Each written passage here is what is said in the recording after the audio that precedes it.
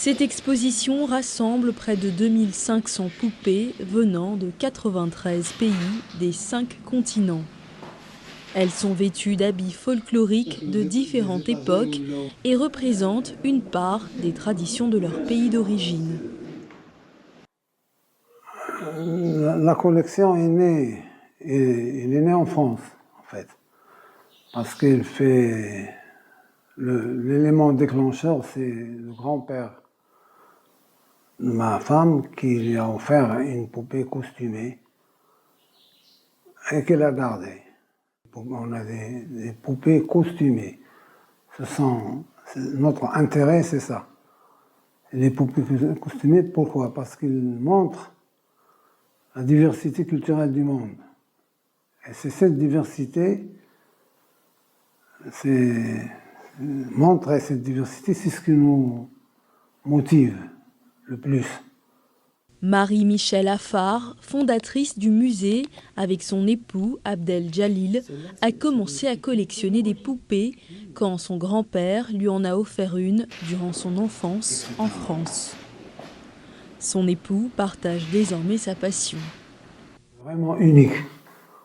J'ai des documents sur les lieux d'exposition de poupées.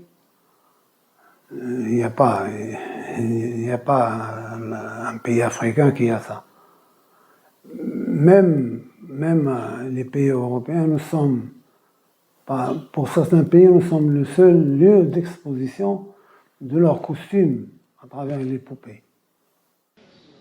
Ihsan Ben Hakim a tenu à venir voir ces poupées des 4 coins du monde.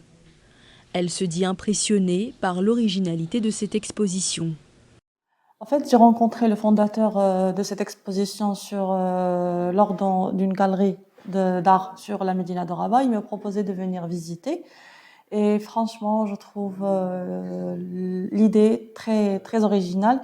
En fait, parce qu'il y a une collection de poupées diversifiées. T'as des poupées un peu partout dans le monde. Et ça, on le voit pas souvent au Maroc.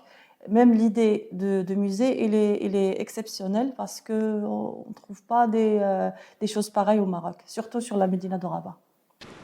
De la Mongolie au Liban, en passant par les pays africains et européens, les plus beaux costumes traditionnels trouvent leur place dans ce musée. Les poupées tellement que ça va.